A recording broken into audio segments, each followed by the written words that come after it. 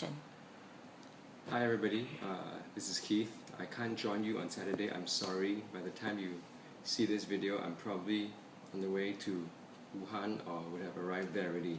So I thought I would share with you my thoughts about our session, the session that Fiona and I will co-facilitate for the couple's weeks.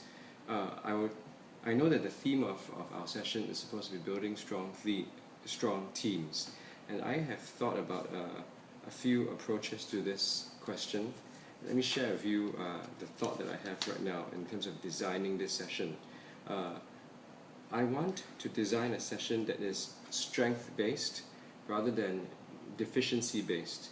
This means that I want to play on and create a culture of positivity and possibility, rather than building on deficiency. Singaporeans are very good at looking at deficiencies and gaps. I want to reverse that a little bit and get people to think much harder about appreciation, about assets, about the strengths that we bring to the teams that we build with our partners.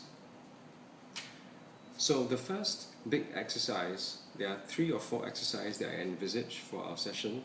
The first exercise, which I hope will take no more than 10 to 15 minutes, is a self-reflection exercise on the question of what strengths do I bring to the team? What strengths do I bring to the team, which is the team of together with my spouse? That's self-reflection. And then perhaps a bit of sharing, how we do it, whether we do it in a big group or small group, in pairs or in 4s, will depend on the actual number that we have enrolled. We can decide that modality later, but there should be some sharing. I don't think it'll be in a big group, probably in a smaller group. The underlying intent is for each person each partner, in the husband and wife, to understand the underlying differences. There are differences because we have different strengths. I would like people to understand that they have different strengths and they bring different assets to the problems that we face and the challenges that we face as couples. Building on that first exercise, I will then go through a second exercise based on gratitude and appreciation.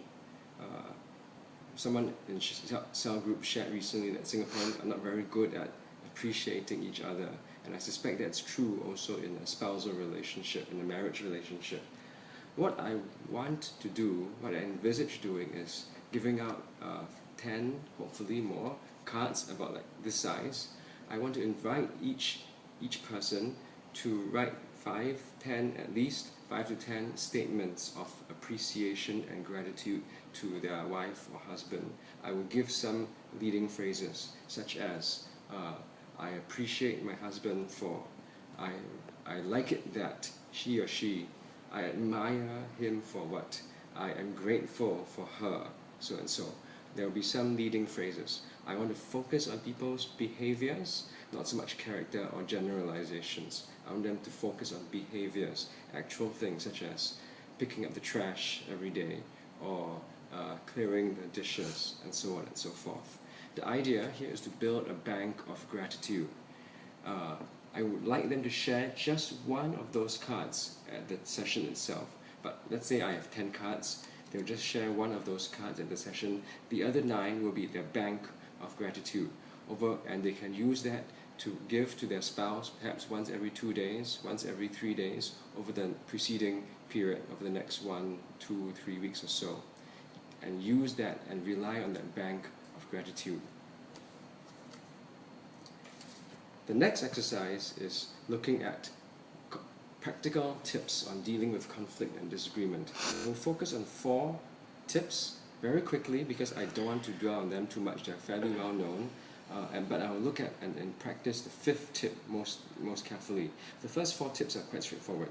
First is focus on the issue. The issue is the problem, not your partner. In most cases, focus on the issue. Second tip, recognize that I can be wrong, not you. I can be wrong. Practice humility and vulnerability. Third and 4th tip, it's okay to acknowledge your emotions. It's okay to recognize that you are angry, that you are hurt, that you are frustrated. Recognize the emotions and then explain the emotions to yourself. Why are you feeling that way? fairly straightforward tip as well. But bundled with that is the fourth tip, which is focus on behaviors and actions, not generalizations. For example, avoid words such as never, always, all the time. Focus on specifics. So I'll gloss over that quite quickly, but I want to focus and spend perhaps 30 minutes on the final tip on dealing with difficulties, which is something which I call the as if versus if only paradigm. Now, what does this mean? Many of us will look at a situation and a difficulty and think, if only the conditions were better, then I could do this. If only my spouse were like this, then I would behave this way. Now that's a very negative way of framing, very self-limiting way of framing the situation. We sub-optimize our behavior, to use the technical language, and we then adapt, downwards to a situation. What I want to do is to invite the couples to reframe the situation and to use the word as if. I will act as if my partner were fully engaged. I will act in this way as if my boss were fully appreciative of me. I want to reframe the issue that way, and I will put them through an exercise where there will be some homework. I would like people to do some prep work by thinking of an actual scenario or an actual situation. Bring that to the class. Maybe they can swap with each other so they won't be dealing with their own situation, swap with somebody else, and then apply the as if only paradigm or framing to that particular scenario that they are given. And that will take them probably a good half an hour to work through. And I would invite each pair to work out 3 statements. Say, I will act in this way, I will deal with this situation in this way as if, and so on. So I'll invite them to do that. Okay, so that will be the main practice session. I will end off the session with a wish-giving exercise. Because we are in pairs, I will invite a different pair to write a wish for another pair. So perhaps for the couple that's sitting across from me and Fiona, I would invite them to write a wish for me and Fiona, and similarly for me and Fiona to write a wish for them as well. And we take that back with us. And that will hopefully take us to the end. I think we will have easily a lot of material for 2 hours, and I'll have to look and see how we can streamline the material.